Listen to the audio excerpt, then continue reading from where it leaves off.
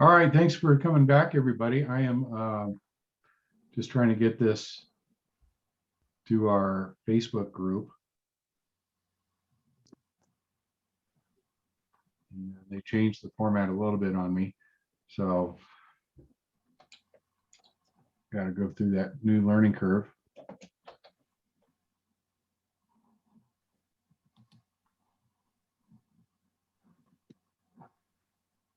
And we are recording this, so we will put it onto the website. We've got a pretty full house tonight, so welcome everybody. Thanks for joining us. We have some people from the West Coast. Recording this, so we will put it onto the website. You get the feedback. I am. All right. That was coming from my Facebook. Now, I don't know if it's still going across Facebook. Let me just double check that. We do want to share it as many ways as we can.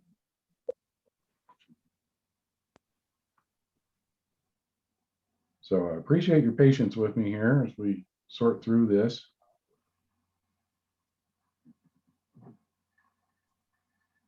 All right, we're good. All right, let me share my screen.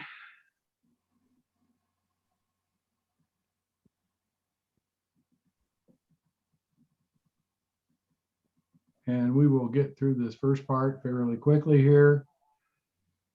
We just went through the networking part of our meeting tonight. The next we will talk about our sponsors.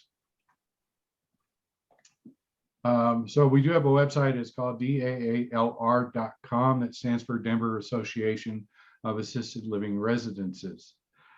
On that site, if you are here in Colorado, this is pretty important. The key links right here, especially important, is this first link right here, which is the Chapter 7. These are the regulations. And if you're an operator here in Colorado, this is extremely important for you to know like the back of your hand. This is the Bible for all of your rules. There's a lot of other guidelines or good links on here too. So feel free to scroll through this. Basically, we went through and found every link that we thought would be helpful to you guys and put them all in one spot. So that's what the helpful links page is all about. Next, we have our Facebook page. We encourage everybody to join the Facebook page. This is a great place if you are looking for something. If you have something to share, it's just our social platform. So we encourage everybody to join it and be active on this. Of course, we appreciate everybody that signs up on Meetup. This is more helpful when we're doing live meetings, because then we can tell the restaurant how many people to expect. But we always, this is one of the methods that we use to communicate. So if we're looking to send an email blast out, we'll always send it out through this, as well as some of the other platforms. All right, let me talk a bit about our sponsors. And we've got a handful of them. And first we'll talk about the RAL National Association.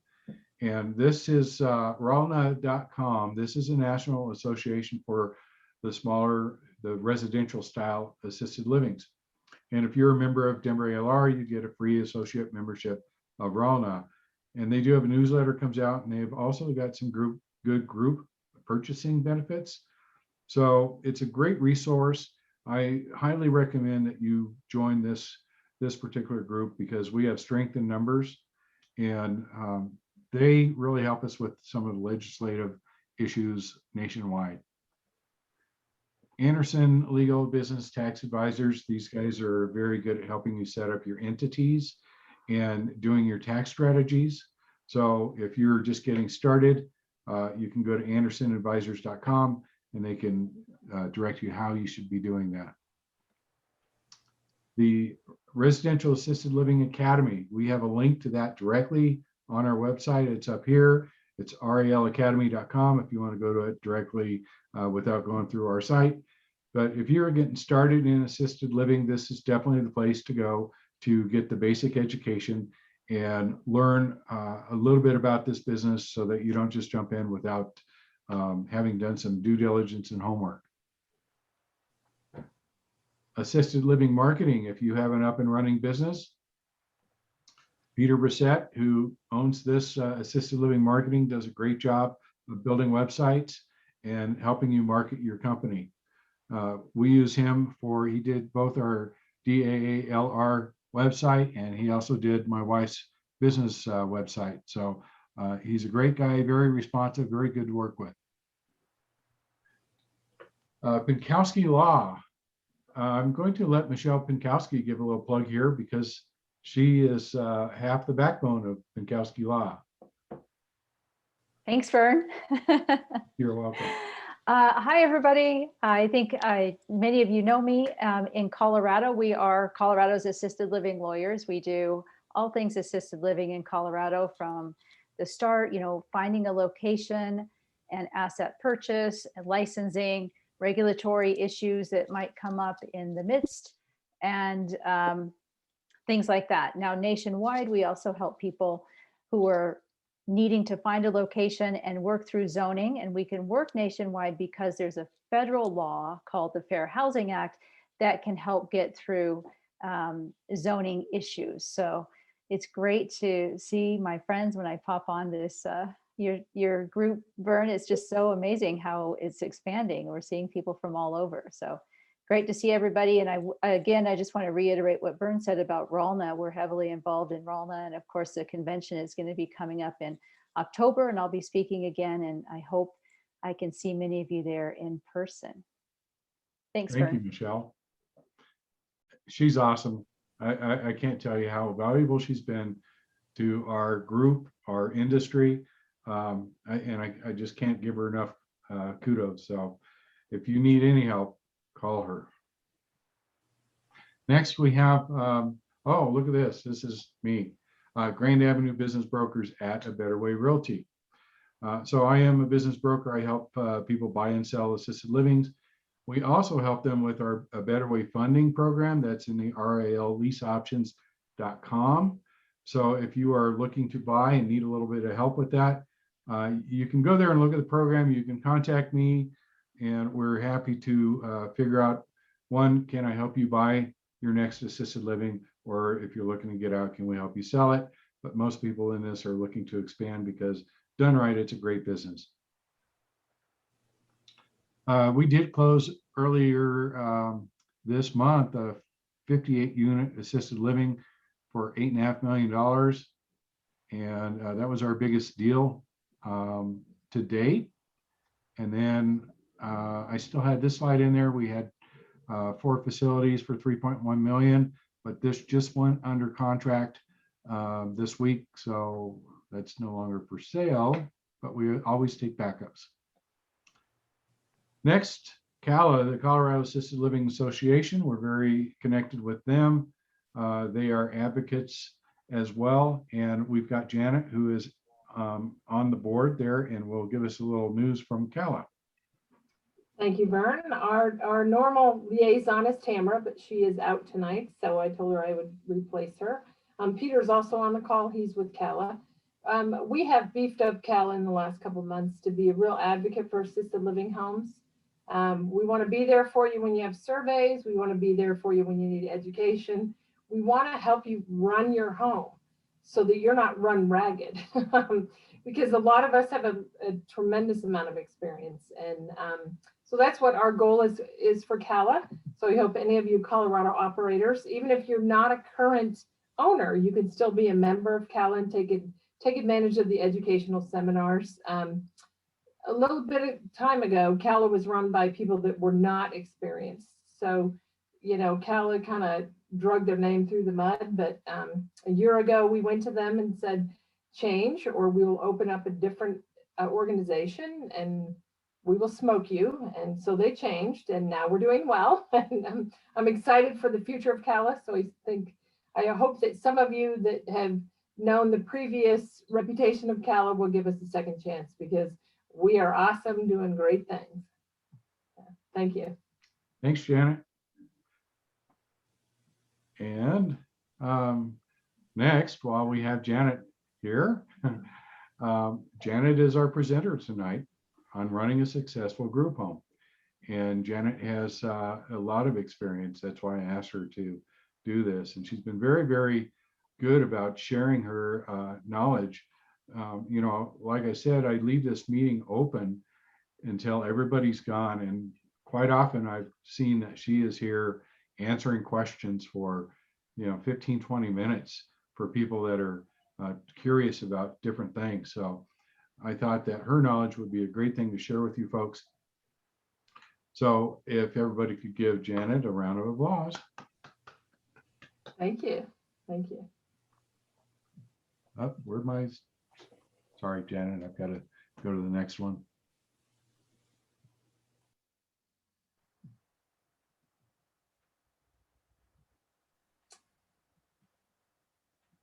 Okay, can everybody see the presentation? Okay, yours, Janet. All right, thank you, Vern. I have about 18 years of experience. 5 were in marketing for Millbrook Homes when I first started. And then our administrator abruptly resigned and the owners asked me to take over, and we had 8 homes. So I got the administrator's license, and I very much remember the first day sitting in her chair going, oh man, now what am I gonna do? I had the foggiest idea how to run assisted living. And I was blessed with being with a consultant, Margaret Ray, who recently passed away in Denver. She will greatly be missed. But with my feet to the fire, I managed to get employees paid because I didn't know how they got paid. I was a contract employee when I was marketing rep. So with my feet to the fire, I learned how to run 8 homes. And from that, I learned a great deal because when you run 8 homes and we used to get surveyed once a year. So I had the benefits of 8 surveys every year, and then they went to every other year. So I have a vast number of surveys behind my belt. I have situations that happened to me that I learned from. And so that's why I have a passion for helping people that are trying to get into the business, because I love the model of group homes. I do not think we warehouse people in group homes. I think they become part of a family and a community. And I think we do an awesome job. So that's my passion, is to help anybody that gets into the group home business to really run a successful group home. Because if you don't run it like a business, then you're really not running it right. So that's my first point, is run it like a business. It is a business, even though it's like in this comfy home that has TVs and, a dog and a yard, it's still a business. So run it like a business. Know your state regulations. Like Vern said, Chapter 7 is there for a reason. That's our operating regs in Denver. There's operating regs in Texas, Omaha. They're all over the place. So you have operating regs. Know these, because that's the rules you play the game by. And you do not want to get yourself in hot water with your state health department. They can make your life miserable, as Michelle knows, because that's what they do. So you just want to run it like a business, know the rules of the game. First of all, you have to have a business plan, because this is a business. And then you need to include a marketing plan. And both of these documents should be a working document. You just don't design them and put them in the desk. They should be working documents. My master's degree is in marketing, so that's also my first love, is getting small businesses to really know, where are you going to get business from? You can't just open your doors and the seniors are lined up on the sidewalk waiting to get in. You have to have a solid marketing plan to get business. And then the fourth struggle we all have is know how to hire and train your staff.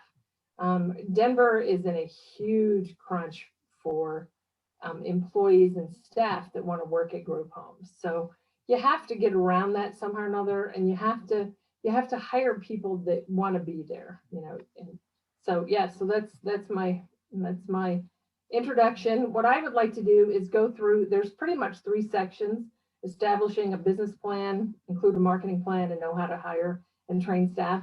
I would like to go through each section and then, ask you guys if you have any questions, because I hate it when you have to get to the end of the presentation and you have a question on the business plan. So let's just go through one section at a time and ask questions and go from there. The first one is a business plan. A lot of people that have been in business know how to write a business plan, but you need to know your goals of your business. What are you trying to do? You're trying to make enough money for your family to make ends meet? Are you trying to make enough money for several families? I mean, are you single? You know, you need $80,000 a year. Do you want to make money in 2 years? You know, whatever. And then you need to know the population you serve. Do you take seniors? Do you do dementia care? Do you do brain injury? You know, I learned the hard way on this because I ran only homes that took dementia, 5 beds, secure dementia care. I talked the owners into doing assisted living. Let's just do AL, vibrant senior life, you know. And so I opened a home, had the first resident move in, and she was very vibrant. Her name was Eleanor. She could still play bridge. She was 93. Awesome lady. So she would play bridge. The second one that I moved in was Connie, who was also a vibrant senior. And I thought, okay, I'm getting it done. Well, then I got some pressure from the owners because we needed funds. So I moved in Harriet, which was 98 and in a wheelchair. So the home opened, and it did not look like vibrant senior living, because soon after they all moved in, Eleanor was so vibrant, she was never home. Connie never got dressed till 3 o'clock in the afternoon. And Harriet was in a wheelchair. So every time I had a tour at this home, I toured Connie, who wasn't dressed at 3 o'clock in the afternoon, and Harriet that was in a wheelchair. So what's wrong with my vision there? I'm going to be vibrant senior living. And the only thing they see is a lady that doesn't get dressed and one that's in a wheelchair. So I didn't stay true to the population I wanted to serve. So if you're doing seniors, then you don't need to be getting a DD kid in there that's 42. If you're doing brain injury, you know, what's that look like? You probably don't need an 87-year-old dementia resident. So know your population that you serve, because even if it pays the bills, you will lose in the end. Because my home that I wanted to be vibrant senior living failed. So because one, I was out of my element. I was not in dementia care. And 2, I moved in some people that didn't look like vibrant senior living. So stay true to your population. You need your organizational chart of who's doing what. Because if you don't know what everybody's doing, then something's going to fall through the cracks. So what is your house manager doing? What are you doing? What's your accountant doing? Who's filing the taxes? All that stuff needs to be designed, and it's in your organizational chart. Well, and then you need to know your costs, because those are important. Know your payroll, your mortgage, your rent, your insurance. What are your food, supplies, state fees? Those are all fixed costs. And then you got to have a budget for your marketing activities. Are you doing staff bonuses, utilities? Those are kind of your, you know, not fixed cost. And then you really need to know your break even. If you have a 10-bed home and your break even is 5, well, those last 5 are your gravy. If you have a home that takes 10 and your break even is 7, then those last 3 are gravy, and that's where you're going to make your money. So you got to know where your break even is. Are you private pay? Are you Medicaid? Are you subsidized housing? Where are you in the mix? So you really got to know the game that you're playing, because if you continue to operate a home at 4 and your break even is 6, well, that's not going to last you. It's not going to go very well. You know? My next point is, again, you got to know your state regulations. In Colorado, we have 3 chapters: Chapter 2, Chapter 7, and Chapter 24. You got to print them out, read them, and then walk around your home and say, where do I comply with this? Where do I not comply? How does this fit into what I'm operating here? You know, you can't ignore the regs and survive in this business. You can't. You will cause yourself nothing but heartache. And if you're new to the business, you need to get a member or a mentor, a consultant. Join your local association. There's people that have done this before you that are willing to help you survive, but you got to be the one that reaches out to them, because they don't know who you are. So you got to reach out, know them, pick their brain. This is how Vern's group works really well, because you guys are all friends and you get to know each other real well. So you already have friends in the business from across the country, whatever, because when you have problems, somebody already had the same problem that actually might have a better idea on how to solve it than you do, because you're in the problem. So, yeah. All right. Do you want to take some questions on the business section? Yeah, let's take some questions on that. Does anybody want to raise their hand or just speak up? Any questions on the business? Can I comment? Yes. Please. I'm late to the table, so sorry about that. I just wondered, in here, Janet, you mentioned having a mentor and belonging, kind of aligning with an organization a little bit. Did you talk about the news headlines this week? Oh, we did not, Tamara. You can bring that up. Yeah. So just kind of case in point, I don't know how many of you saw the CBS Channel 4 news this week, but there was a facility, a small assisted living facility that got some pretty bad press for neglect of care, basically, and resultant wrongful death. And the families are quite upset, and they're kind of making a big deal about it. And Janet knows the owner pretty well and has kind of stepped in to help. And as an organization, Cala has tried to step in as well to try to help review policies and help do some damage control and protection for the industry. Unfortunately, I don't know that that's one of the facilities, but there are some facilities out there that aren't, they haven't made their business plan correctly, and they haven't identified their population, and they haven't done a lot of prepared work. And I think that's not going to work anymore. I think we really need to be aligning with the resources that you have. So I'm just going to put a plug in for that you know what your resources are, because you're going to need them. And if you feel like you're not doing well, reach out, because somebody else is there to help you. If you, and don't overstep the boundaries which you're supposed to take residence. If the state regs say you can't take 2-person transfers, then you can't. Because if you take them, you're putting the resident at risk, you're putting your staff at risk, and it's not going to be a favorable outcome when you can't meet those care needs. So live within your boundaries of your state regs. That's why they're there. Any other questions you guys can think of? I had just a quick one about the regulations. This is Keith Jarvis. Sorry, my camera's not working. But you mentioned chapter 2, 7, and 24, whereas I've heard Vern mention chapter 7 a lot. Are 2 and 24, now I haven't read them all, but are they on the same subject matter or completely different kind of ancillary subject matter? Well, Keith, your chapter 7 is most of your operating regs. That's where your 90% of your operations probably come to, maybe 80. Chapter 2 has a quality management plan that you're supposed to comply with. And Michelle probably knows more about chapter 2 than I do. That's more when you're opening a home and some FGI and this kind of stuff. But The health facilities, it's just all health facilities that are managed under chapter 2. yeah, Okay. yeah. And then chapter 4 in Colorado is your 24. That's your medication administration program. That's what your staff learn in Colorado, how to serve meds and how to be compliant with the medication administration program. So we do have 3 chapters here, but chapter 7 is why Vern has said those are your main operating regs. Okay, all right, thank you. But there's a lot of intertwining of those, and you need to make sure, because like chapter 7 will refer to other areas in chapter 2 or chapter 24. So becoming familiar with all of those is going to be really important. Gotcha. Okay. So this is Wendell. I didn't really hear about that from the news, but because I'm in Grand Junction. But so I guess my question is your first thing was to run it as a business. Mm-hmm.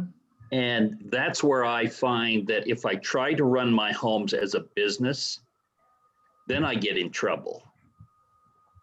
And I try to run it like it's a family. So maybe you can help me understand what you're meaning by run it as a business. Okay. Because I feel like my residents are more important than making money. Well, the money that's what I'm comes. talking about as far as running it as a business. running it as a business means that it's staffed with qualified staff. You don't have somebody taking over for 2 hours because somebody had to take their dog to the groomer. That's not QMAP'd and is not qualified to take over for 2 hours. You can't, you run it like a business, you schedule the staff, you have qualified staff on duty. You don't let your staff work in bare feet and you know, short shorts, because I tell my staff, if you worked in a bank, would you show up in, you know, short shorts and flip flops? Well, no, you wouldn't. You know, would you bring your dog to work if you worked in a bank? You don't have childcare that day, so would you bring your child to work? And then you got double duty. You got a 2-year-old and little old ladies. You know, so if you worked in a bank, would you bring your dog to work because you didn't have anybody to watch your dog or your child? Would you couldn't find your shoes, so would you come to work at a bank in your flip flops? No. Would you have your son, you know, your husband over for dinner at a bank? Now I do let families visit because I think that's important. One of the special moments is one of my staff members had 3 little girls and she was working Easter Sunday. She wasn't there to see the girls' Easter dresses. So she asked me, she said, can my husband bring the girls for Easter afternoon? And my residents absolutely were thrilled to see a 2-year-old, a 3-year-old, and a 5-year-old in Easter dresses. Those girls charmed everybody. They had so much fun. The residents loved it. All my families knew about it because it was prearranged with me that all those little Easter girls could come over and entertain my residents. So that's running it like a family, Wendell, but running it like a business is that you do not allow somebody to go run errands and leave somebody unqualified to run the shift, even for 2 hours. It never happens. Yeah. I think also finding that balance, you know, Wendell, I hear what you're saying, because I've worked hard to find my balance between a family setting like you have. I have an 8-bed facility. And I have a lot of family engagement prior to COVID and trying to get that back now. But mostly you want to set that air of professionalism so that it, even though it's a home, it's still a professional business. You know, I think that's more what Janet's saying, is that way you set the expectations high and the standards high, so you don't have people cutting corners and breaking the rules and taking advantage of the situation maybe.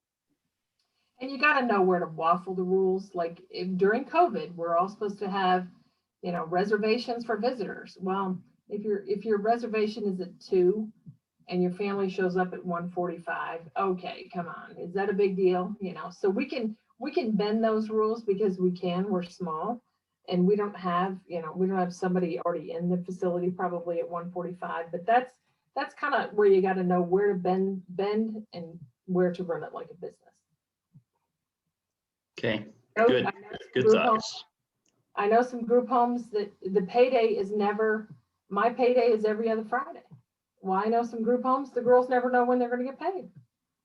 They get paid once a month sometimes, they get paid every 3 weeks sometimes, because the owner buys and borrows the cash flow of payroll, and that's not okay because you're going to lose staff that way. All your staff needs to get paid on a consistent basis because they have rent, they have families. So that's when, you know, you can't run it like a family business. Like, okay, I'll pay you cash today for your last 3 shifts, but payroll will be in a couple of days. You can't do that stuff. Does that help, Wendell? Oh, yeah, those are good points. Yeah. But if you have other questions, I'll be happy to help you offline or whatever. Yeah. Any more questions on the business topic?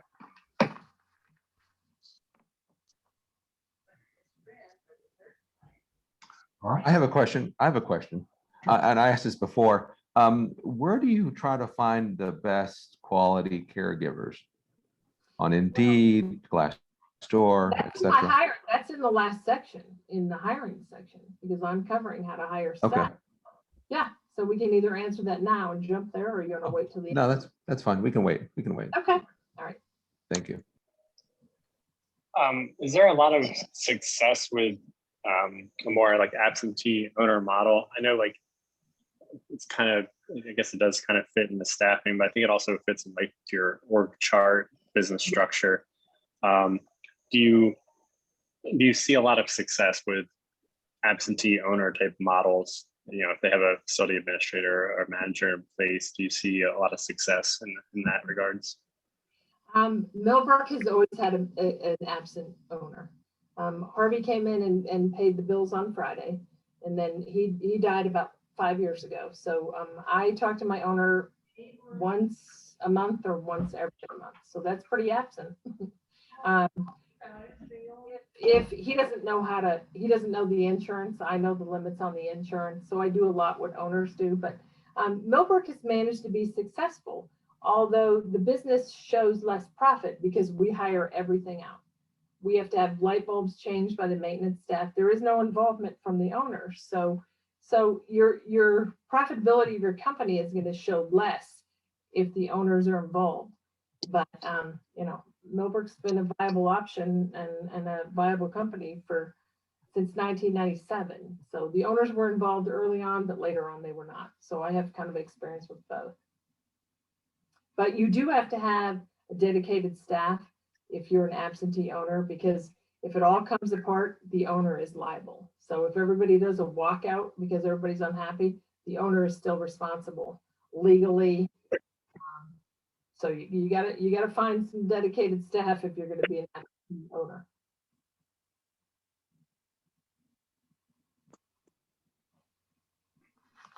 Any other questions? All right, Vern, we probably can go on to marketing. Yep, I've got it up. Okay, like I said before, you need to know your marketing niche, who's your target market. Ask yourself, why do people want to live at your home? Like, why is it awesome? Why would people live with you versus the big facility down the street? Is it your staffing? Is it your homey appeal?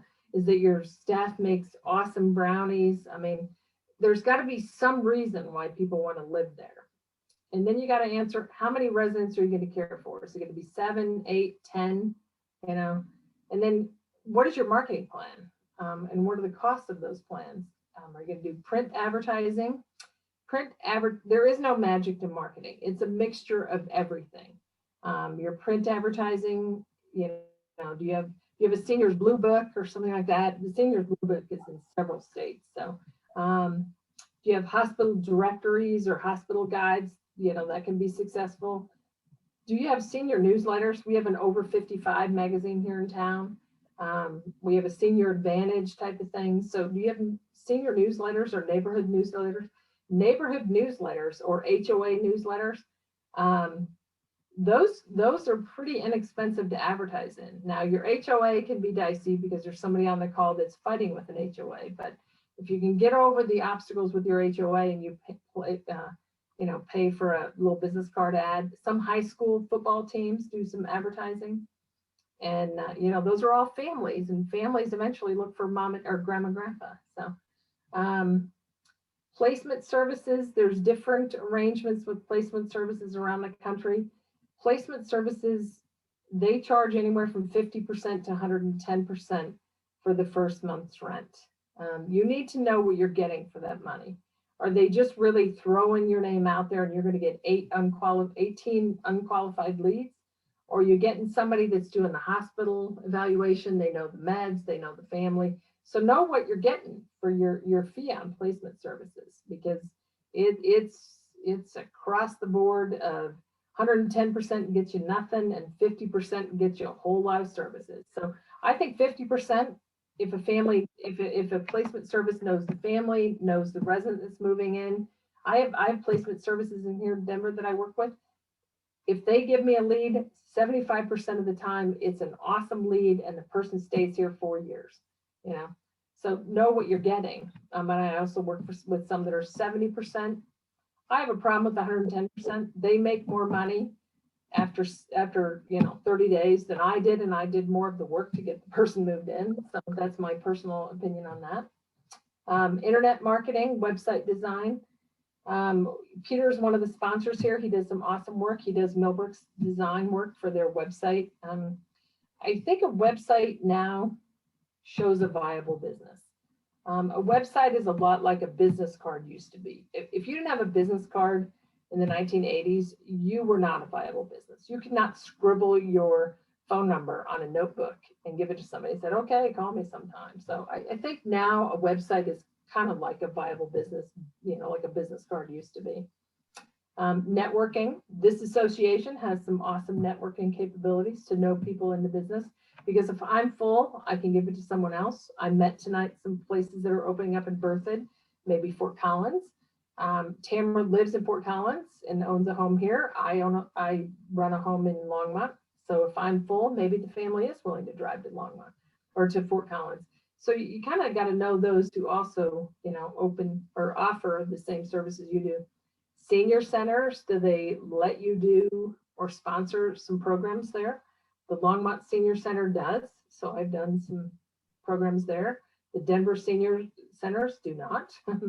The churches often have, I've done some speeches in churches of when to move to assisted living. Because guess what churches have? They have a lot of old people. So they sometimes want to know, when do I need to move? When do I need to stay home? What are my options if I stay home? Rehab centers, because that's where people go after the hospital. They go to the rehab center. So those are some marketing options for you. There's not any one thing that's going to bring all your residents. It's like a marketing soup, and the more you get out there and stir the pot, the more it happens for you. Because if you do nothing marketing wise, then your leads dry up. And the interesting thing about it is that you'll get really, really busy with operations and you forget to stir the marketing soup pot over here. And then all of a sudden you have openings and you have nobody in your pipeline or nobody that's looking. So you, as busy as you are, you need to dedicate time every week to stir up your marketing pot there, whatever it is, contacting people, phone calls, doesn't make any difference what it is, postcards, visits, open houses, but you got to do something all the time or you will have openings. And openings in Denver take anywhere from 30 to 60 days to fill a bed. I could put that out for comment for other people that run homes, but I run dementia homes and they are 100% need driven. Somebody wandered, they need a place. So it's hard for me to run a waiting list because somebody already wandered, they can't wait 60 days to place their parent, but some places can run a waiting list. Waiting lists are a little bit fluid. You could call back and guess what? Dad died. If 60 days ago they needed a bed and you call them back and, oh, my dad died, So those are hard to run, but you got to be out there all the time marketing, because if you don't put a consistent effort in, then you're going to run a problem with open beds. So that was kind of a real quick drill on marketing. Marketing could be a really bigger issue, or a bigger program, but that's kind of all we have tonight is to go over that. So any questions on your marketing? We talked last meeting about marketing with a lot of people.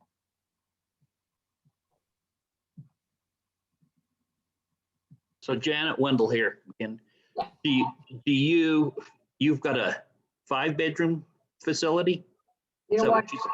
No, I have 3 now that I'm running. 2 are 8-bed units and 1 is 5. Okay. So do you spend, how many hours a week do you spend marketing? You know what? You got to at least do about 5 to 6 hours per home. Per home. Okay. Yeah. And some of mine are in the same geographic area. So if your homes are in the same geographic area, then you can combine those efforts because all the hospitals are in the same place. I have a straggler home that's in Longmont. So the hospitals in Longmont are not going to discharge somebody to Denver, and the Denver homes are not going to discharge somebody to Longmont. So it depends on where your homes are at. But if they're in the same relative area, that's easier for marketing wise. And do you find certain ways to be able to get into hospitals and talk to them? That's the one thing that we've always had a hard time with. Yeah, you have to choose. Hospitals don't want you there.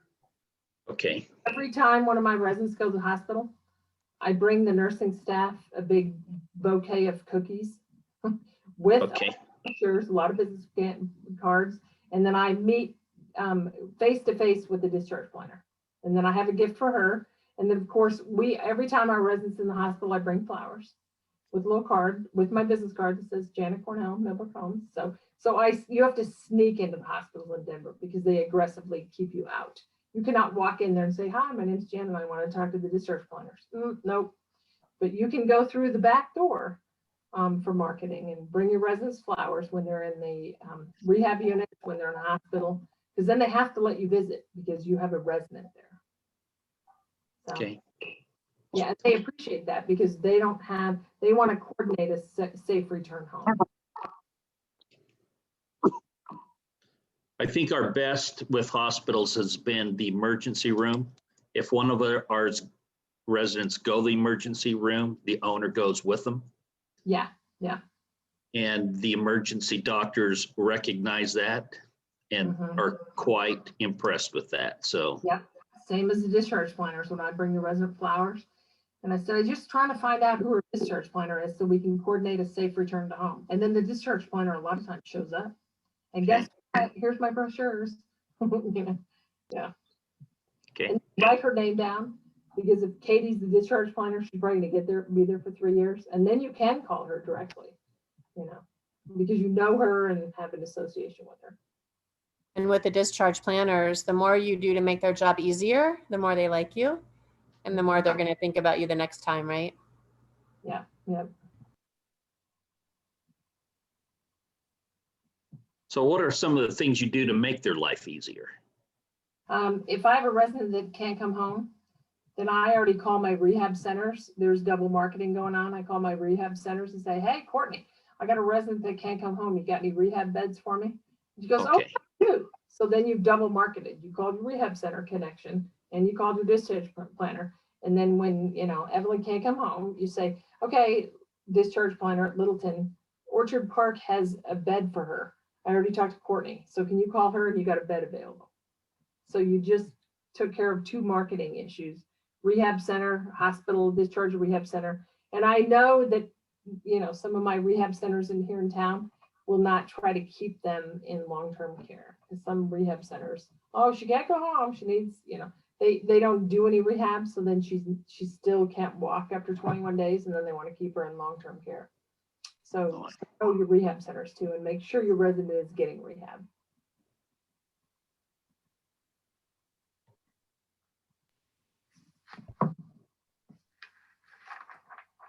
All right, now we're probably on to employee staffing and training. You know what, when you're looking at your staffing models, you need to say, are you working shifts? Because there are some owners that are working a couple shifts a week. Is your family working shifts? Do you have kids? Do you have sisters that are working? Do you have a schedule? Now the schedule, how are you scheduling? You're scheduling weekly, monthly. Millbrook used to schedule weekly. Well, it's about as difficult to schedule weekly as it is monthly. So we started doing monthly. Now, not that the monthly schedule doesn't change once in a while because people get plans or they get free tickets, but you probably got to decide how you're doing that. And then are you using a staffing package? I found an awesome online package called Find My Shift. And I had 8 homes. You know how many people you have to call to cover a shift? So I found a staffing package called Find My Shift that I could put out one email and it went to everybody's phone that I had a shift open. I didn't have to call 15 people to try to get a shift open. And then in the little square, we would put open shift and it shows up in red. So we staff by the month. By the 25th of every month, we have everything staffed. And then anybody that wants extra shifts, they're trying to go out of town, they need extra money, we put all the open shifts in red and then they can take them. And so everybody knows what's open because your staff is going to go on vacation. They are going to weddings, they are doing stuff. So you got to staff and then use the staffing package if you have more than one home. If you have one home, it's easy. If you have 8, I need to know who's on staff too. So I can get my little phone out and I can look up Find My Shift and I know who's working today. And their phone numbers are listed right here. I can call immediately, find out what's going on. So online or computerized stuff is awesome, but Find My Shift has been a real help for us. Who is the backup when somebody calls off? Because family and staff are going to call off. They just are. So are you always the backup? Because if the administrator is all the time the backup, then guess what? What if you have a plan of correction to fill out? What if you have a license that's due? All your administrator stuff falls off the plate. All of your marketing efforts fall off the plate. If you are the only backup, you are leaving the business operations at risk because you're the backup. And during COVID, you want to talk about a scary time of being the backup. And then if you're the backup and you run more than one home, like if I'm working a shift and my other administrator is out of town, there isn't anybody, there's no administrator around in case we have a real emergency. So think about that if you run more than one home. Do you have an on-call system? Millbrook does. We have an on-call phone that we pay $40 a month for, and we pass the phone around. And so that phone needs to be, answered 24/7 because sometimes staff get spooked in the middle of the night. They're working alone in my homes because we do overnight shifts. If you're going to get a med order like at 6:45 on a Friday, that doesn't make any sense. And so some of your experienced people you can give the on-call phone to, and you have to pay them a little bit of a bonus to take the on-call phone. But $40 a month for on-call phone was nothing. And it kept all the on-call problems coming to my phone because I didn't run Millbrook 10 days when people were calling me on Sunday afternoon at 3 o'clock, or we're out of peanut butter. It's like, is that an emergency? Or we're out of bread, we're out of paper towels. So get an on-call system going on. If you are the administrator, you need a backup when you're going out of town, because to do this as long as I have for 18 years, you got to go out of town. You're going to have family occasions, and you're going to be real bitter if you miss all those because you don't have anybody to back you up.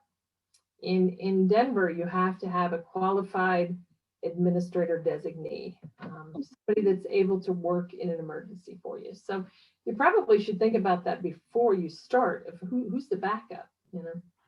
The next issue is hiring staff. Hire the right person, just not the next person. I have hired a breathing body and put them in a home, and it's a disaster 100% of the time. Because we were stretched and didn't have anybody to back up somebody that did a walk off the job. Somebody's grandpa died, they went home, life just goes on, and people do walk off the shifts, they walk off the job, and that's just the reality of our business. So you have to hire the right person. Hiring the wrong person costs you a lot of money. It's hard to track down people that probably have not been great caregivers. The CAP system here in town helps out a little bit, but if they've had multiple jobs, I look for people that have had in the last 5 years, if they've had like 6 jobs, well, either they didn't like the job or the employer didn't like them. There's only 2, and if they didn't like the job and they've had 6 jobs in 5 years, can I make them happy? Do I have the magic? No. And if the employer didn't like them, there's a reason they have 6 jobs in 5 years, So we look for longevity someplace. Some jobs do not work out or they have family circumstances, but if they got a string of jobs for 3 months, 6 months, 9 months, red flag, they're probably the wrong person. Consider if, and staff that call off a lot are going to cause you a lot of headaches. So a lot of staff that have jobs for every 9 months, they got dismissed because they call off all the time. I've had staff that have like 7 grandpas, and you're like, you have another grandpa that died? Are you kidding me? How many grandpas do you have? And are you doing part-time staff? Are you doing full-time staff? Are you doing live-ins? Are you doing benefits? You do vacation pay? Is there a bonus structure for doing things right? It's a lot easier to have a bonus structure for doing things right than being on your staff for doing things wrong all the time. And then, you know what? If you do staffing through Indeed or anything like that, you can look to see what other places are hiring people for. If others in your industry are paying benefits, then find out if you're competing well. Because if you're not competing well, staff will leave for 35 to 40 cents an hour difference, or they'll leave for $100 hiring bonus. because that's where they're at in life. It's not to discount anything. They have bills, they have families, they are always looking for a better opportunity. So you got to see, are you competitive with what's going on in the marketplace, because hiring new staff, it costs you about $3,000 to replace a staff member. By the time you do the Indeed ad, you spend your time interviewing them. They have to fill out the hiring paperwork. You got to do their background check, their TB. You got to, do all the job shadowing with them. It's very expensive to replace staff. So if you have a, revolving door, it's stressful. It has no continuity of care because you are just running through caregivers every 3 months until they find a different opportunity. So, unfortunately, staffing or payroll is your most expensive fixed cost, along with your insurance, your house payment.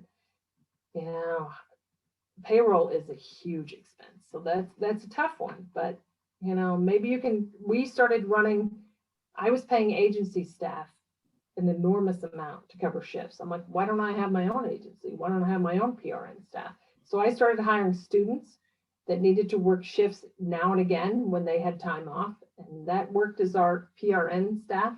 And I didn't have to lean on agency. Millbrook uses very little agency because I have my own PRN students, nursing students, they all need money, but they need flexibility in scheduling. So I have staff that work.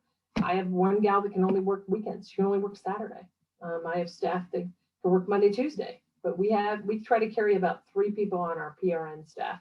And we do offer our PRN staff a premium, like substitute teachers sometimes get a premium. They don't get benefits, they don't get paid vacation, but they're working at the very last minute, sometimes we're calling them at 7 o'clock for the shift the next day.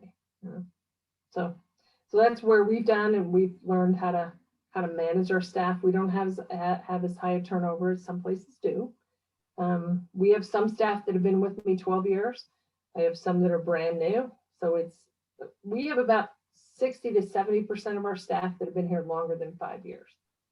And we have another rotating, some that, they're younger, they went to school, they wanted to try this out to see if they want to go to nursing school.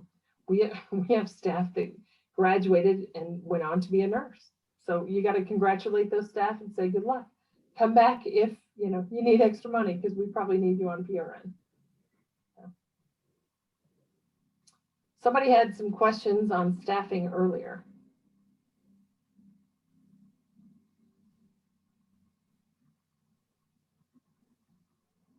Anybody? Yeah, it's Martin. Yeah, I was asking specifically, is Indeed one? Are there others? I know there's Glassdoor. You just hit them all, or specific I have ones? not done Glassdoor. We've done Craigslist. We've done the local newspaper up in Longmont. We've done Indeed. We've done somebody I know hires them off of Facebook. There's people that know somebody on Facebook, that has it. So, but I have not worked with Glassdoor. Tamara, have you ever worked with Glassdoor? We call it Nextdoor up here, but yeah, I've posted before. I've never really had a response from that. And Facebook has been hit or miss. A lot of mine is word of mouth, and sometimes people like Janet said, they'll float around for 25, 30 cents more an hour. And so they come from another facility, and they've worked with 2 or 3 or 10 other people in the past, and they'll go back and say, oh my gosh, this place is the best place to work. And so if you treat your staff well, they tend to stay with you, and they also tend to tell their friends to come. So I have sisters that work at my place, and they've been with me for almost 8 years now, and they kind of cover for each other. And I put them on the schedule. I don't even know who's showing up that day. It's either Jennifer or Nestle, I don't know, but they're going to be there. So it's kind of cool from that. And PRN staff is a really good idea. And sometimes it's a good entry, right? I tell my staff, if I have to work, then we don't have enough staff. Because there should be enough cushion that if somebody needs time off or we have a sick call, that you all help each other out. And, buying a Starbucks card to say, wow, hey, thanks for helping out the other night. You saved my life, and really praise them.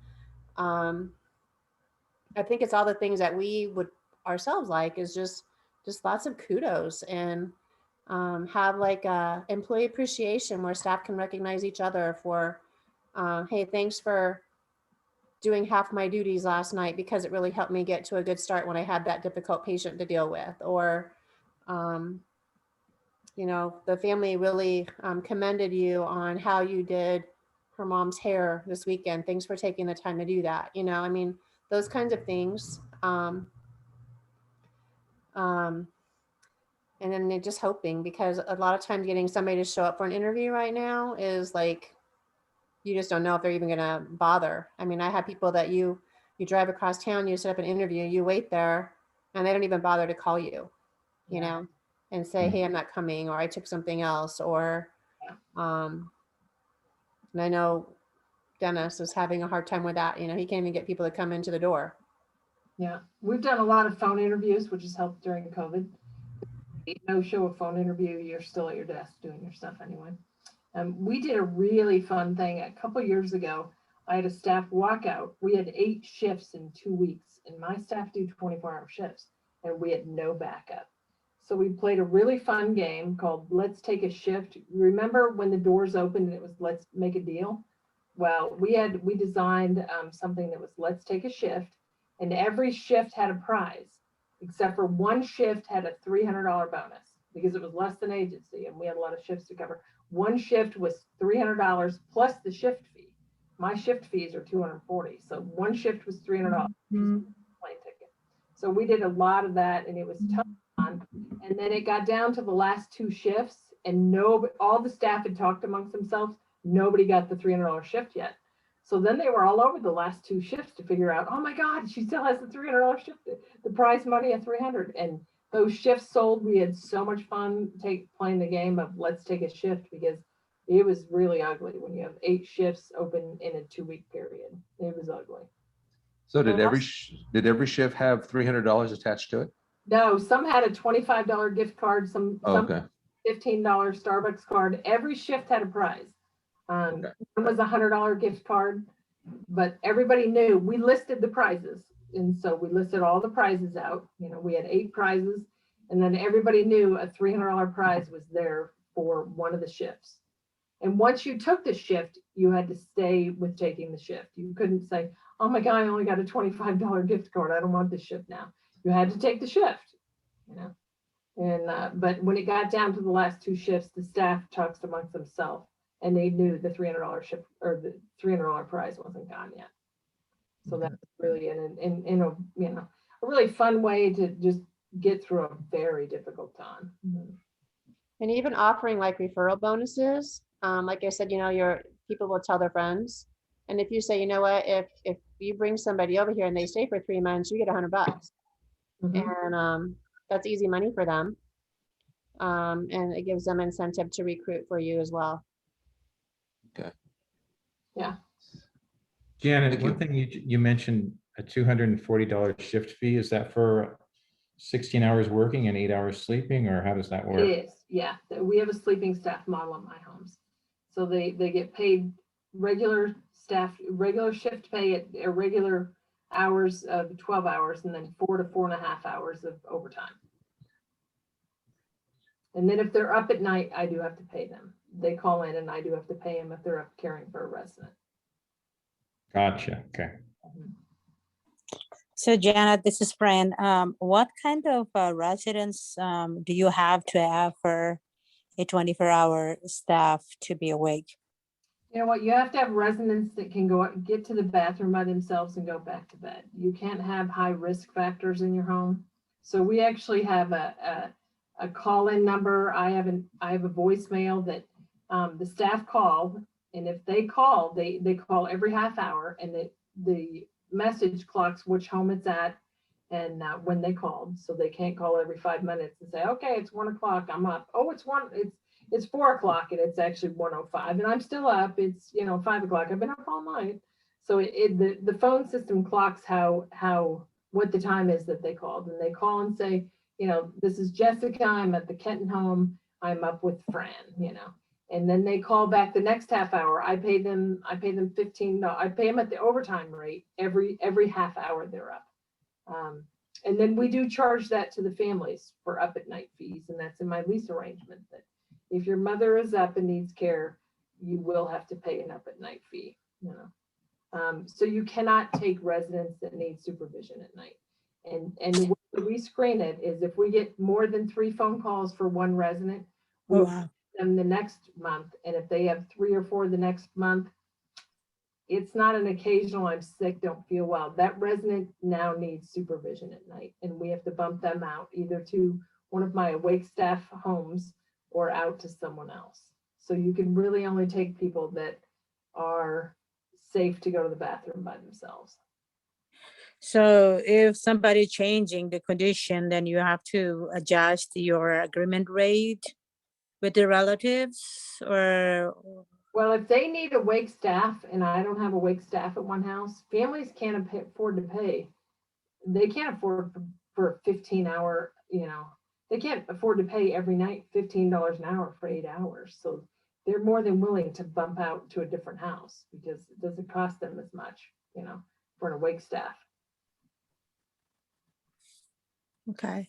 So if I remember correctly, somebody said, I mean, I haven't seen this myself, but somebody said that I think it's state requires everybody to, I mean, all the assisted living homes to be 24 hours.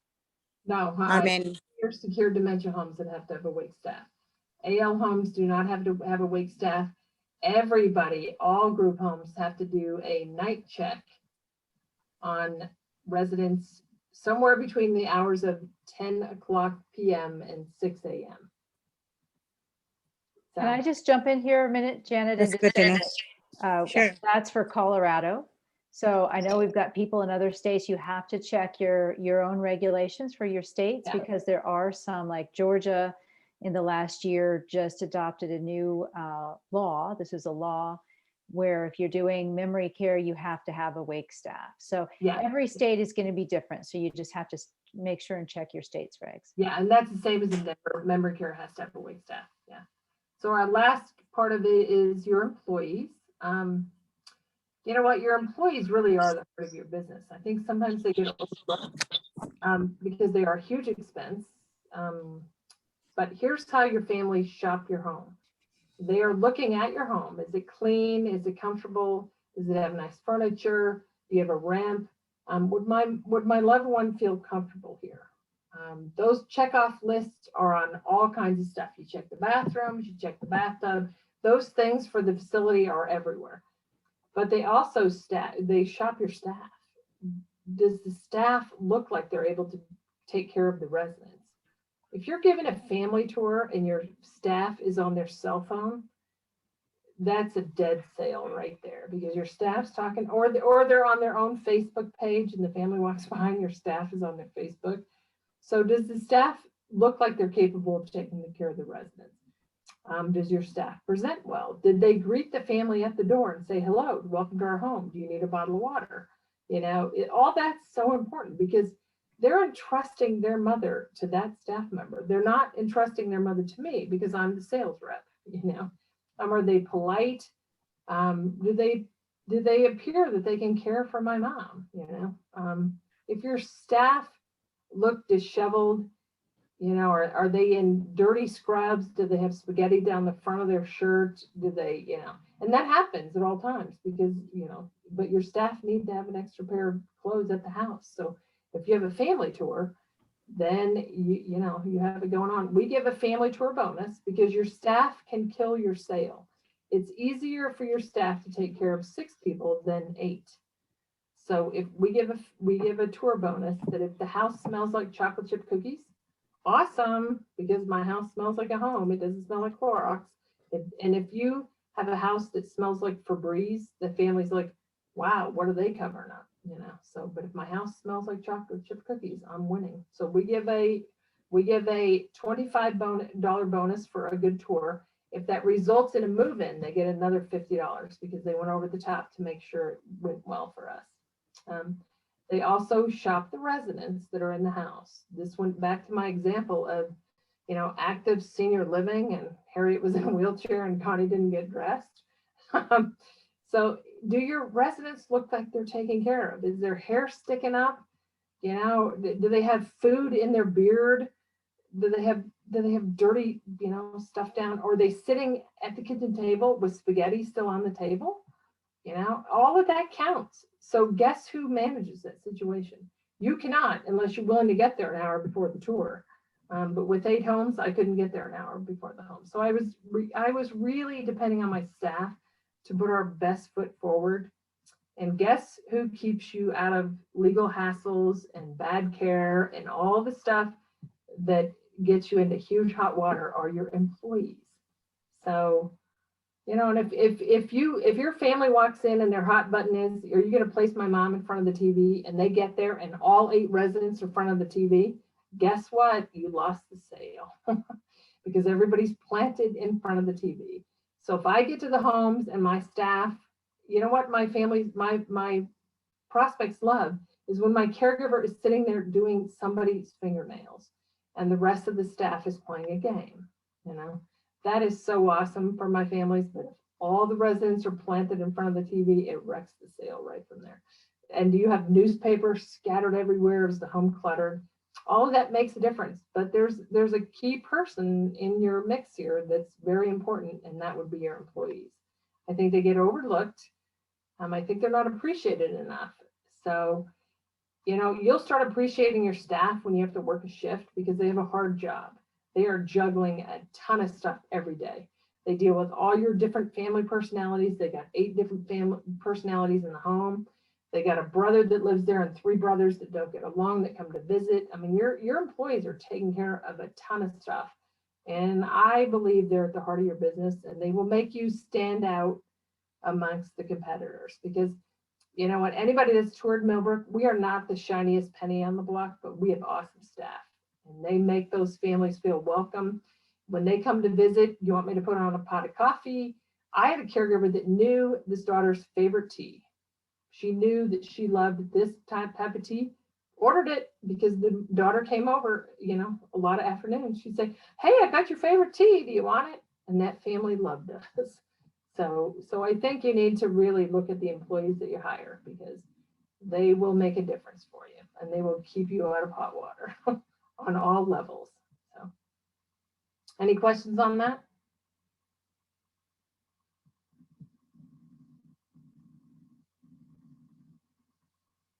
No, we don't have any questions on employees. I thought we would have some.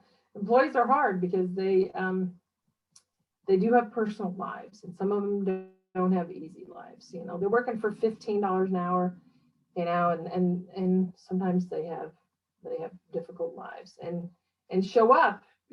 We have funny stories about Millbrook. We found boyfriends in the trunks of cars because we work 24-hour shifts, and we have a caregiver that we suspect is having the boyfriend there because the lady with dementia said her boyfriend is so cute and we never see him. Well, he's in the trunk of the car in the morning, so we have some awesome stories at Millbrook because we show up at 6 a.m. when we hear a resident say she has a really cute boyfriend. He came on Sunday and played the guitar. It's like, oh, okay. She never filed with the office that she wanted a visitor, and then we start peeking on staff and showing up, and my staff's not intimidated that I show up at any time because that's my job. And I tell them when they get hired, I will come anytime and I will stop by. I stopped by one of our homes at 8 p.m. on Friday night and I found an open bottle of Chardonnay on the counter. I'm thinking, oh, great. My staff's over here drinking wine, And then I didn't say anything and the staff was not nervous. And I thought, well, she tried to hide that stuff for some reason. So I left the shift and I talked to my other administrator and she said, oh yeah, one of the residents there has a doctor's order for a 6-ounce glass of Chardonnay at 8 o'clock because it helps her sleep and she's happy and she doesn't complain. And then so I thought, wow, there's a reason why my staff didn't, have a problem at 8 p.m. on a Friday night with a bottle of Chardonnay open. So, all that stuff, if you have good staff, you know what you're doing, and so it worked well. Any other questions? Oh, Vern, did you watch the chat? I did not. Oh, I have not either. Sorry. No, you may have questions in there. I wasn't watching that. It may just be contact information. No questions other than, yes, the copy of the PowerPoint will be on the website with the video. And I did not put my contact stuff. I think Vern may have that, so. Well, there is a question that just came in. Do any of your homes have cameras? You know what? We did not do cameras. One of the problems I have with cameras in my homes is I take care of little ladies that have dementia. They don't always have their clothes on. They can't find their pants. So they will come to the living room with no pants on and ask, I can't find my pants. So I didn't know what to do with the footage if that's on videotape. I didn't know who was managing that, how we were watching it. I know a lot of homes do have cameras. They give you some peace of mind. If staff want to hide stuff from you, they can figure it out, you know. Put that stuff in the Michelle refrigerator. probably can answer that. That better bus than phone and all that. I'll get That's there really shortly. want to hide stuff from you, they can, you know. So I have not done cameras. I can comment on cameras. I had a friend who had cameras, and I do too in certain areas. Mostly mine are outside for security as opposed to indoors. But she would call them and say, why are you sitting around? Why are you not doing this activity? Have you looked at the schedule? And it kind of kept her staff on the toes, but it also made them angry that she was babysitting them. So I think if you decide to use cameras, you need to be really careful in what your goal is with those. One comment I wanted to ask Janet, and maybe Blake would attest, you know, make a comment on this, but when you're talking about 24-hour staff and not having awake staff, I think depending on, I mean, you need to know what your insurance providers are going to be okay with too. Because there are some liability companies that require awake staff 24/7. Yeah, I think they do. Yeah, that's definitely true.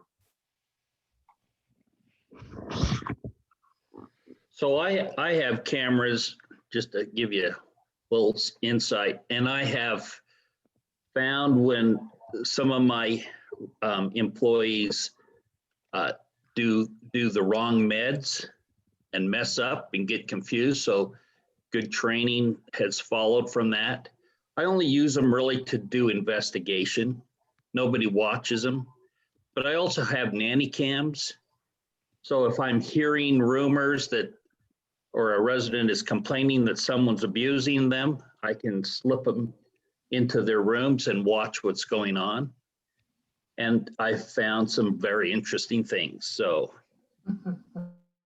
I had a little lady that couldn't walk, and we kept hearing that she was having a rough time with the employee at night.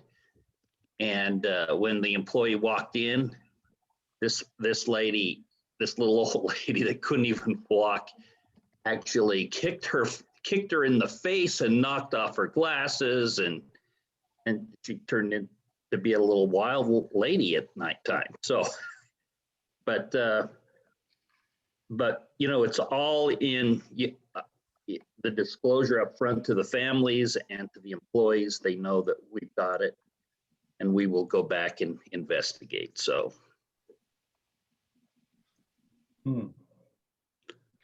This is Michelle. If I could comment on that too, Wendell, there's a trend in legislation around the country right now about cameras and what kind of consent you have to get from the residents. So, you know, watch that in your individual states. Right. Yeah. I mean, I've got it in our agreements, resident agreements, and the staffing agreements. So. I thought that if you had Medicaid, you couldn't have cameras at all. Because when I was going for Medicaid, the lady said that we couldn't have cameras because it's an invasion of privacy. But that was a year or two ago when they came out. No, over 2 years, because it was before COVID. So. Well, I'm a private pay, so I don't know those regulations. So I know a Medicaid guy that has cameras. He swears by them too. There's probably pros and cons for them. In particular, he has a camera right above his med card. What seems like what I heard. I haven't seen this myself, but what I heard was that only if you can place them in the living public areas. That will be okay, but not into the bedrooms. And I only do those when the family agrees. If we suspect something, then I will get the approval from the family, the POA. And then we'll slip it in there, but just to find out what's really going on.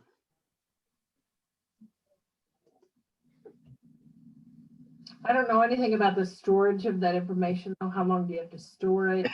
Who stores it? Who has access to it? There's probably more issues there than. Yeah, mine just gets erased unless there's a problem Oh, that's good. and then we copy it. But Yeah. it's on a hard drive and it rolls around, it gets in and wipes off. So, Yeah. So that's and nobody monitors it, only for investigations. So, but I've had people come from outside and try to break in, and we've been able to see who those people were or breaking in the parking lot and things of that nature. So it's helped out. Janet, I want to go back to the employee part if I could and ask, how do you know if you are being competitive with the pay, but only that too, and how does one navigate when they're competing with people who have 3 and 4 homes and they're only 1 home driven? Yeah, I get on Indeed like I'm a caregiver, and I, fill out their little site thing and say, let me know when you have a caregiver job available in Longmont. And they send me the ad that says we have a caregiver position open. It pays $15 an hour. Here's what it is. They're offering benefits. They're not. Yeah. So Okay. you could look on it. You don't even have to pay anything to look on Indeed. All you got to do is say I'm looking for a QMAP position, and they have it all there. Who's paying what, and all that stuff. So you can look through there pretty easily. Okay. Thank you. Mm-hmm. Because if you're often offering $12.35 an hour and everybody else is offering 15, good luck finding someone because you're not. You're at the bottom of the totem pole there. Any more questions for Janet?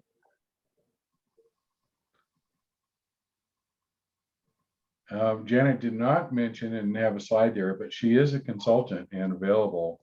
And I'm sure she has her information in the chat screen so that you can reach out to her. Yeah, I would be happy. I can tell I've been through so many surveys, some good, some not so good. I could probably walk through your home in an hour and see if you're going to have problems with our state health department. I did it the other day with the home. I found 3 tripping hazards, the med closet unlocked, dirty doorknobs, and amazing enough, I found a bong in an hour. So, and it's a Medicaid home. I want to start laughing. It's like, wow, I walked the floor of the facility for 20 minutes and I have like so many hassles that you're going to live with. It's unbelievable. My little old ladies, I never have found a bong in one of my homes. So I was incredibly charmed to find it in a different home. And this is a home that takes care of young men. So I get that. But the owner didn't know that Colorado law allows that, but Medicaid funding is federal funding. And you cannot have marijuana in a federally funded home. So that was interesting to see. But the administrator truly didn't know that was against the rules. So yeah, so if you ever want me to come walk your floor for an hour, I'll be happy to do that for you. Well, Janet, thank you very much. That was a lot of information. I hope everybody got good value out of that. Did you get your info into the chat screen there, Janet? You know what? I did not, but I will add that. All right. Terrific. I do Okay. have a question on what makes a good facility administrator, certain qualities that you've seen, personality types, or just where you think that they spend most of their time, like where's the value placed on their time, to like what areas? You know what, administrators need to be invested in the business. If you're an administrator, you are going to work shifts over the weekend. Something's going to come unraveled, because when it all comes unraveled, it's going to fall right back to your administrators and then to your owners.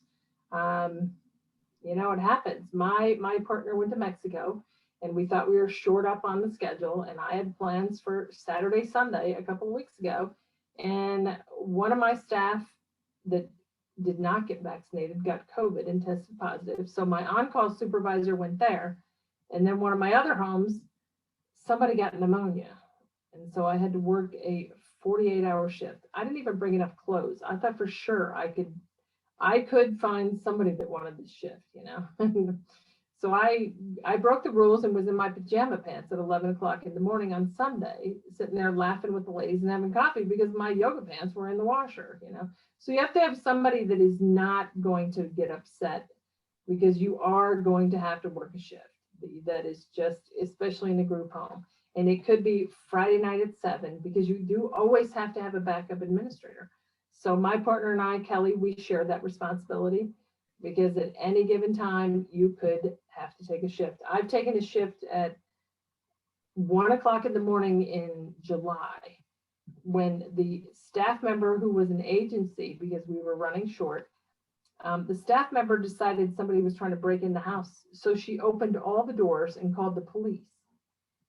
And the police got there with all the doors open, and her complaint was that somebody's trying to break in.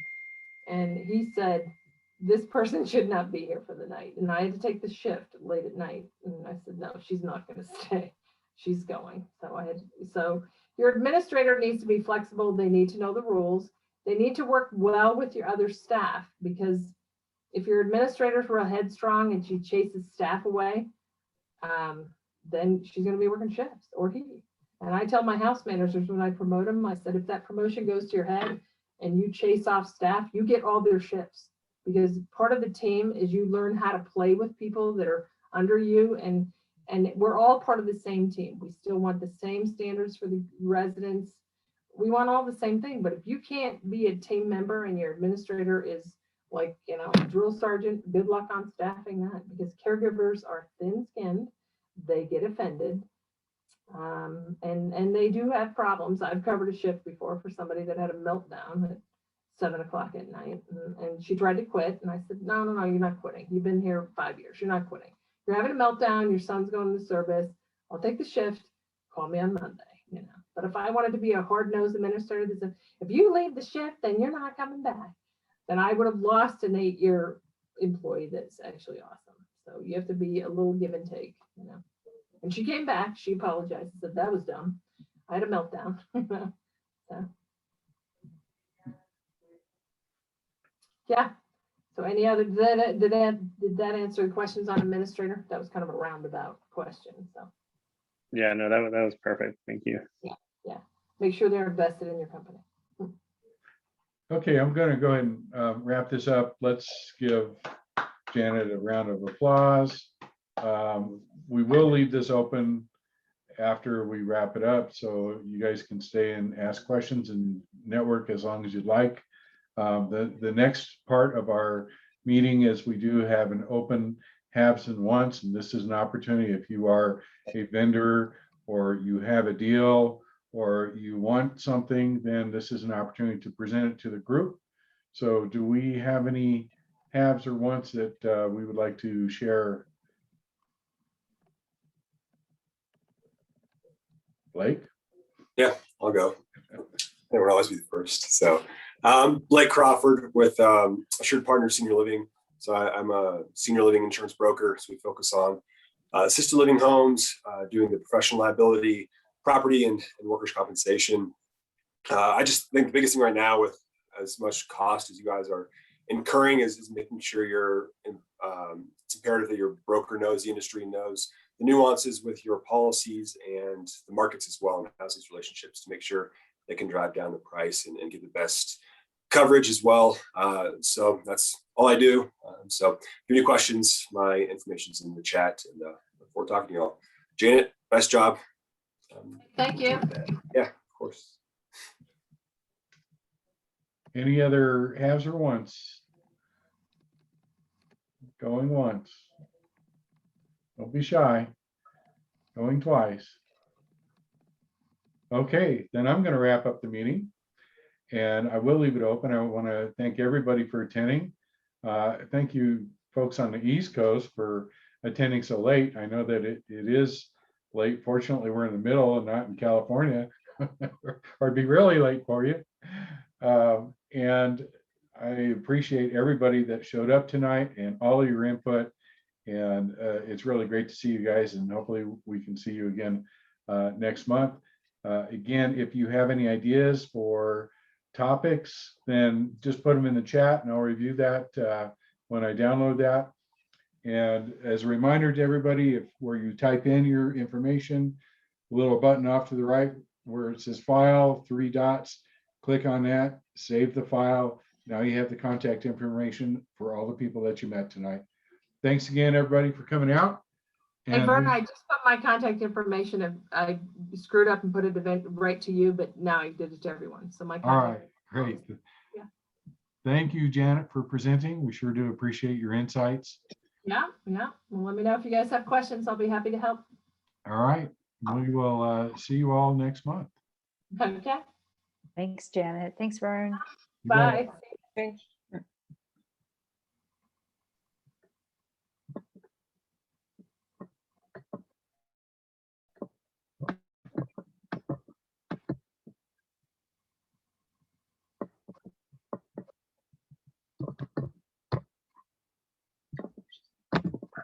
Janet, Yes. I wanted to ask you, is the administrator and the house manager 2 separate people?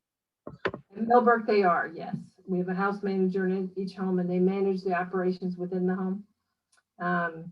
They do the groceries, the meds, the supplies list, all that stuff. And then my administrator goes in and does mock surveys and make sure we have 2 administrators. So we go in and do mock surveys and make sure the home's running correctly. Okay. Yeah. But You could do a house manager / administrator. I know some homes that are doing that.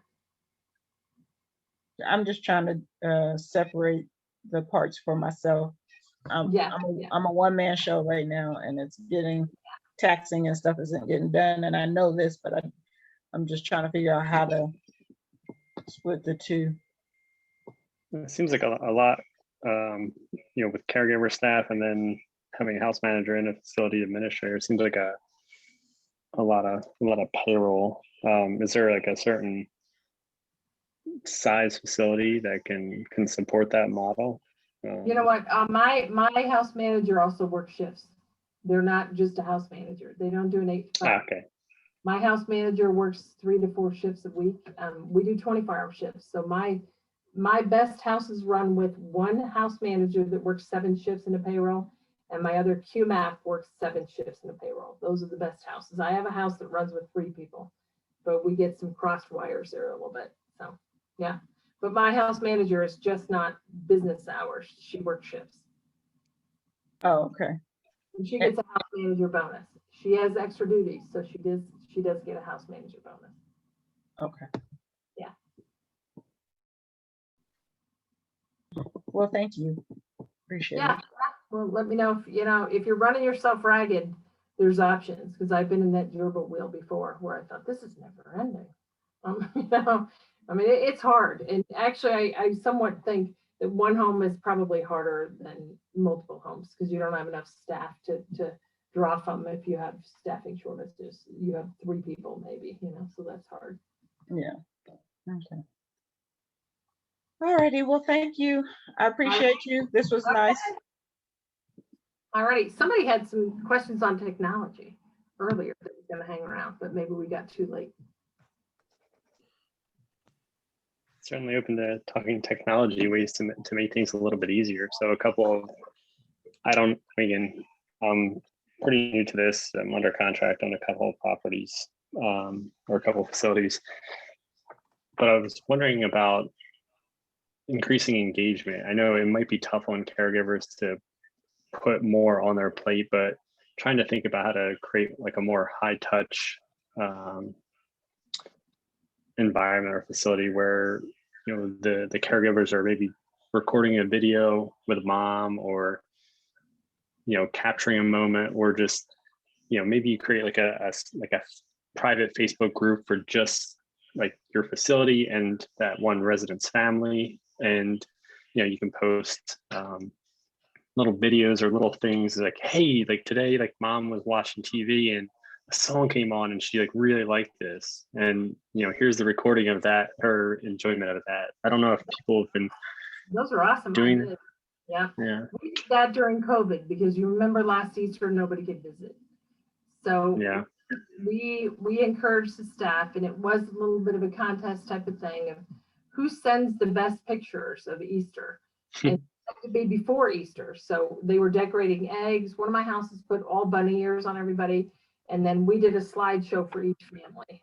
I did organize it from my efforts. You know, you're depending on how many residents that you have, your staff are busy, because if you have 2 staff members for 8 residents, then, you know, they have time to do that. But I know a home that's running with 1 to 10, those gals don't have time to do the cutesy videos. But it's not to say they can't shoot you some videos and you pass them on. You know? Because families love that, especially if you have families from far away. They love all that stuff. They love all of it. Or they can share it with another family member, you know. I play harp, and so I go in there sometimes to play the harp, and my caregiver videotaped me and sent it to the families, like, Janet's here doing management today, and look what she's doing, you know. And the families laughed because there was no management going on. You know, we were laughing, and I have a harpsichord, which is a small harp. I was putting it in the residents' laps, and they were playing it, you know. And so that to some families, like, here's what management she's doing, you know. And the families all thought that was wonderful. So all of that stuff is really fun. It's tough depending on the needs of your residents to put that on your staff.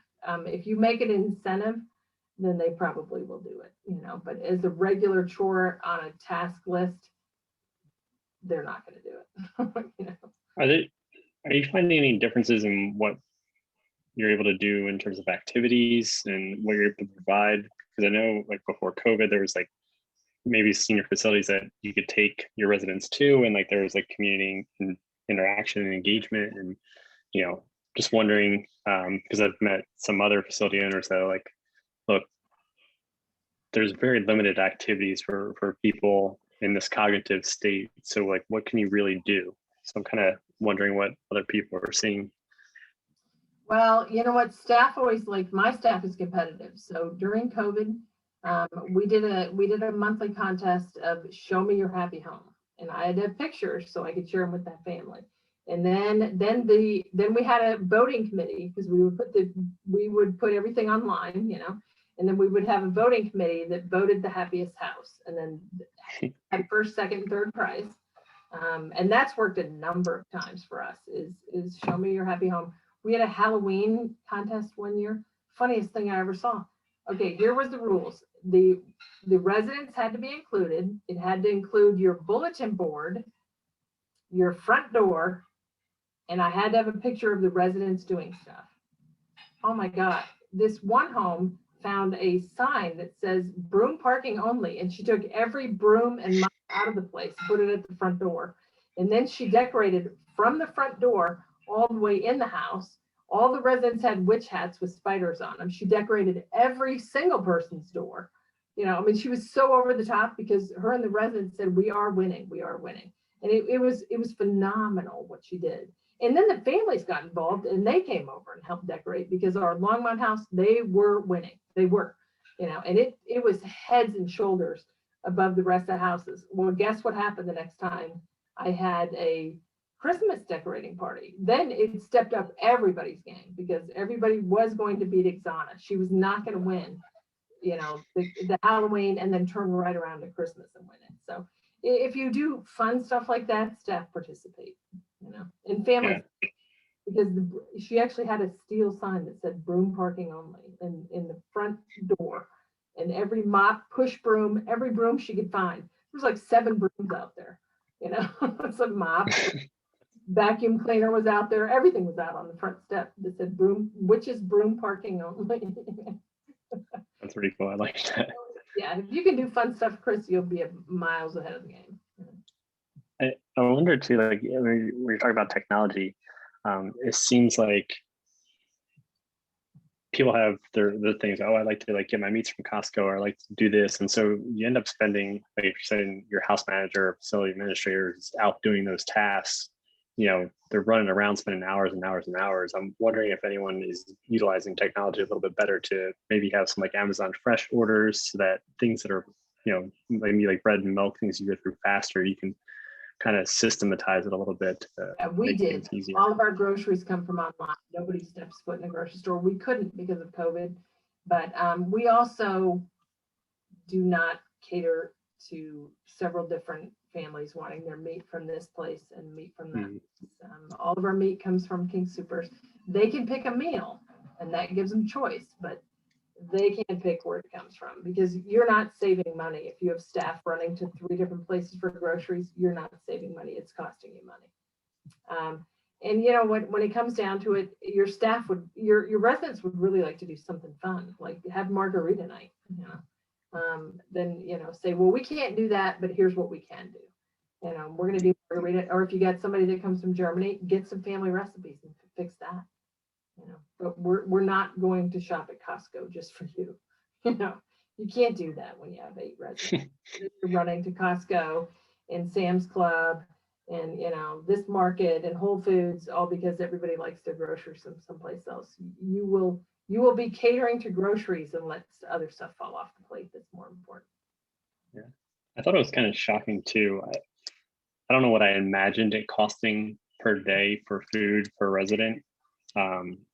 But like, you know, I would hear like Dean say like, oh, $9 or $8 a day. And then, you know, some facility administrators would say like, oh, that's high. It's kind of just shocking to me. I guess just because I eat a lot. The thing about having multiple homes is nobody bullshits you, because one home gets it done for $50 per week per resident, and the other caregiver tells you can't possibly do it without $75 per week per resident. It's like, well, somebody else is doing it. You know, if your home's buying a lot of processed stuff, then they are higher. You know, if they're making homemade meals, it's less, because guess what? Fresh vegetables are less expensive than you know, frozen lasagna. So we made a menu, and all of my houses followed the same menu. We had week 1 through 5, and every house followed the same. And so therefore I can flip through the groceries and know if somebody's ordering 6 pork chops for their house and 6 for mine. Unfortunately, you're going to run across staff that steal. About 5% of the employees out there think it's fine to steal from their employer. And it's toilet paper, paper towel, cleaning products, and frozen food. So, because those are easy to lift. So if you have the same menu per house, and then we have residents' choice. And then if a new resident moves in and they have a favorite meal, can't you get that from their family, and make potato soup 3 days after they move in and make them feel good about it? You know, get some bacon bits, whatever there's in their potato soup or whatever, make it work for them. And what they want is they want to know that they're still in control of their life and they still have some say. So they don't want to eat, you know, frozen food all the time that they have no input. You know, on their birthday, what's their favorite meal? What did their mom make? You know, did they get a homemade cake? You know, in my family, I grew up with a lot of kids, so you knew it was your birthday because your mom was making your cake, and it was so awesome, and you got to pick your own cake. The residents grew up in that environment a lot of times, where somebody was making a cake or cupcakes for them. You know? Yeah, so it's creativity. It's not all about the item. It's about making them feel special. Yeah. All right. Any other guys? I'm going to check out. Vern, you're still on? Nope, he's muted. Yep. Well, it's been nice knowing you guys, and it's been nice meeting you. I'll be back at other meetings because I like to chime in, and you know, it's a hard business.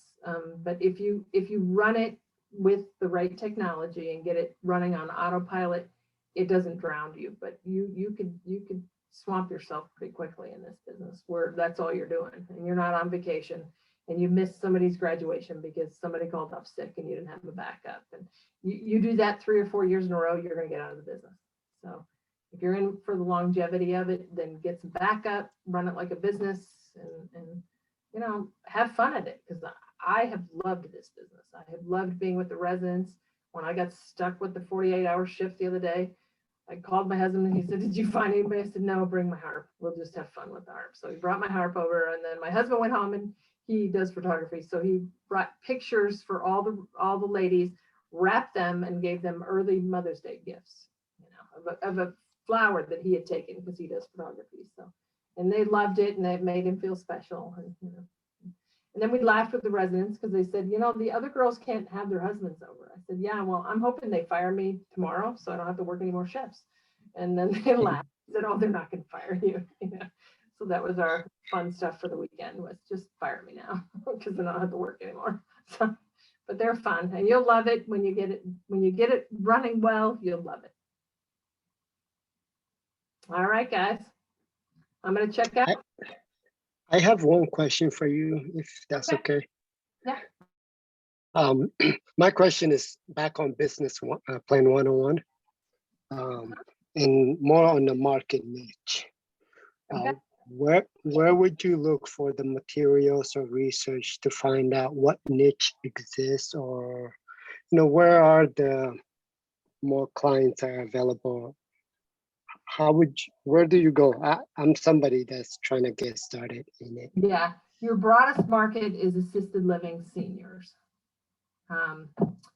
There's a plethora of old people out there. If you go down to dementia care, you've narrowed it down. You know, if you go down, I don't know, the mental health actually has a lot of people needing mental health. I don't know if you're going to do strictly private pay. Mental health is a lot of times Medicaid. There are some seniors that have private pay.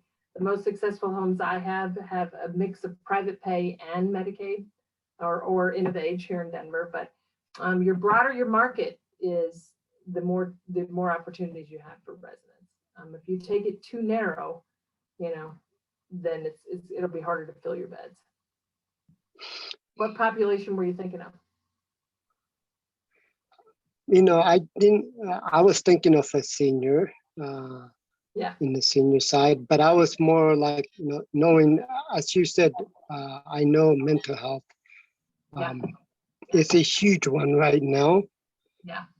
At the moment, but how would that work in like an existing single family residential area? You know, I was working with one the other day that had 10 single men, and they all have mental health issues. He never has it opening. That's here in Denver. He never has an opening. He has an in with all the mental health centers, but 100% of his residents are on Medicaid. So he makes it work with 10, and they're all fairly independent. They don't have high care needs. They all shower independently. They pretty much need a house mom that makes good meals and cleans the kitchen and cleans the bathrooms. The rest of it gets done. It's so much different than my homes. My ladies need help bathing, dressing, meals, laundry, everything. So when we have 7 needy old ladies, they need a lot of care. 10 young men that have mental health issues do not need that much care. You know? But does that work? Is that more like for house that's on a busy intersection, or would that work in a quiet residential setting? I would assume if they have mental issue. Yep, he has a home in a everyday ordinary mental health home. Okay, thank you very much. I don't think they can screen you out.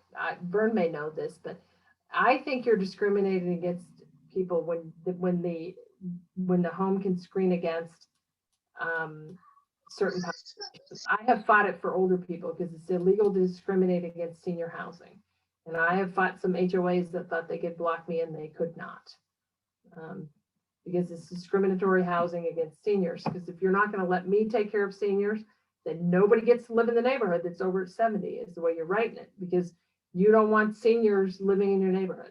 And then they tried to get me from running a business out of my house. I said, okay, all right, once you write that in your HOA or your laws, then all the Avon ladies go, all the Pampered Chef go, you know, all those businesses that are being run out of house need to go, or you're discriminating against me for running senior housing business out of this house. So once they know that they can't write a law unless they're willing to live with it by 100%, but in Denver, they can't discriminate against senior housing.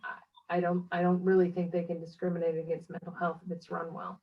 You know, there's scarier options out there for housing options. Why don't you live next door to a lady that has a single mom that has 6 boys?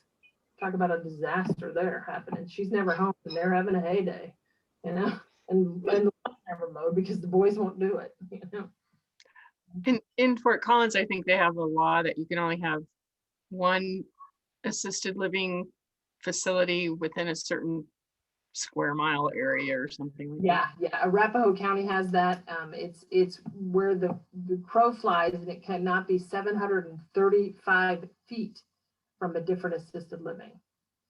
So in Arapahoe County, it's pretty tight there. You can't have 3 on a block right next to each other. It can't happen. So you can't have a homeowner that builds a whole bunch of them. I know a homeowner that has an Arvada, and he bought a cul-de-sac.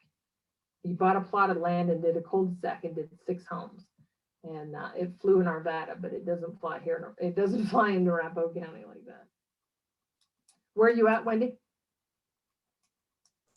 I'm in Fort Collins. Oh, good. What's your facility? I don't have one.